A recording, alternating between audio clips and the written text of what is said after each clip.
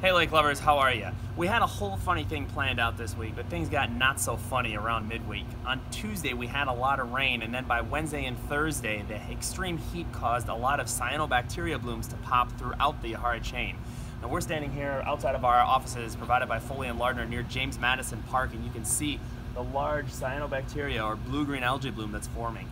It's closed over a dozen beaches so far in the Yahara chain, and things really just could get worse. On Lake Monona, every beach, with the exception of Governor Nelson State Park, is closed due to the cyanobacteria blooms. Switching over to the lake page, you can see that over a dozen of our monitors are reporting cyanobacteria or blue-green algae blooms. When that happens, our monitors stay out of the water and actually just report visuals, as noted in this reading at James Madison Park. Unknown clarity, no visibility, and an undefined water temperature.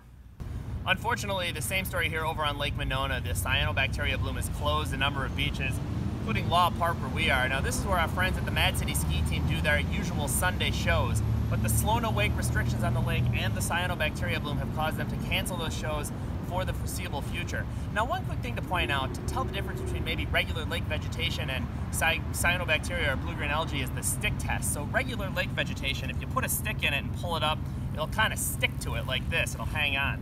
But this here, what we're looking at, a cyanobacteria bloom or blue-green algae, when you stick your stick in, it acts more like paint, where it doesn't really stick to it, it just kind of clings like paint would to a stick and doesn't hang on like this vegetation. So if you see water or algae acting like this, that's a cyanobacteria bloom and you need to stay out of the lake.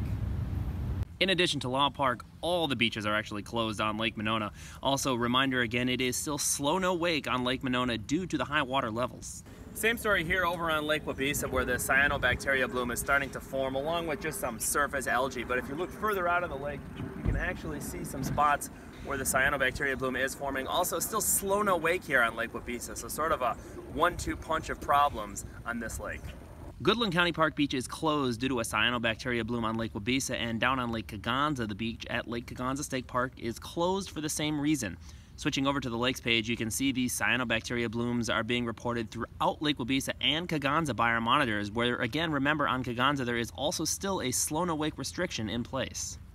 It's pretty sad this week, but we shouldn't have to settle for conditions like this. As a community, we need to start reducing and slowing runoff going into all 5 lakes. Remember, just 1 pound of phosphorus entering the lakes can create up to 500 pounds of a cyanobacteria algae bloom like this. Now, if you want to help, you can make a donation to Clean Lakes Alliance. Starting at just $35, we'll direct those funds to educating the public, to phosphorus reduction projects, or to increasing our monitoring program, which is what populates the data on lakeforecast.org.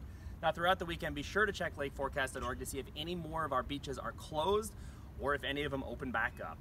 Until next week, I'm Adam Soderson, asking you to do what you can to help our lakes.